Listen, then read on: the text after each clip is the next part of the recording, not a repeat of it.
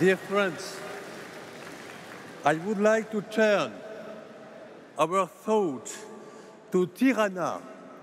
In other words, to my friends we were in Ashraf.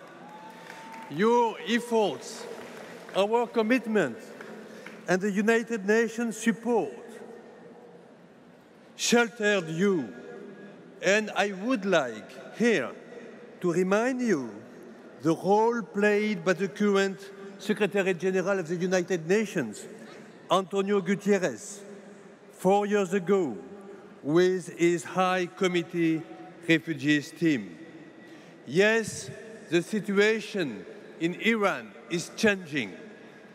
Yes, the Iran situation is no longer in favor of extremists. Yes, the wind is rising in favor of people. Yes, people don't want factions in power. People want democracy, peace, without corruption. And allow me to continue in French. Le peuple iranien veut la démocratie, la paix, mais sans milice, sans ségrégation, sans misogynie, sans exécution et sans torture. La France, par la voix de son président, a évoqué la détérioration de la situation des droits de l'homme. Il a plaidé pour une liberté de manifester. Il a plaidé pour un contrôle du programme balistique. Et il s'est inquiété des ingérences militaires avec leurs terribles conséquences humanitaires. Je voudrais ici citer le secrétaire général des Nations Unies dans un de ses derniers rapports sur les droits de l'homme en Iran.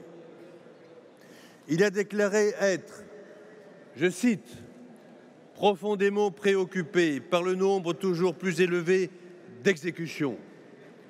Il a exhorté le gouvernement à veiller à ce que les personnes arrêtées jouissent de leurs droits et à ce que des informations sur leur lieu de détention soient mises à la disposition de leurs familles.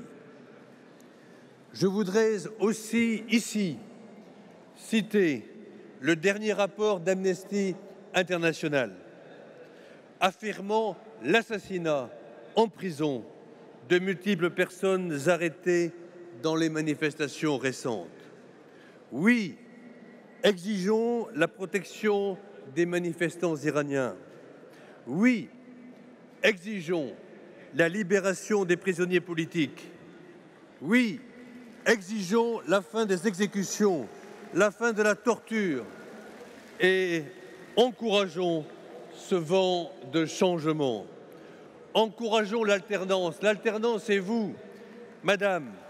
Vous représentez cette alternance avec votre plan en 10 points, c'est-à-dire le plan de la liberté et le plan de la démocratie. Merci.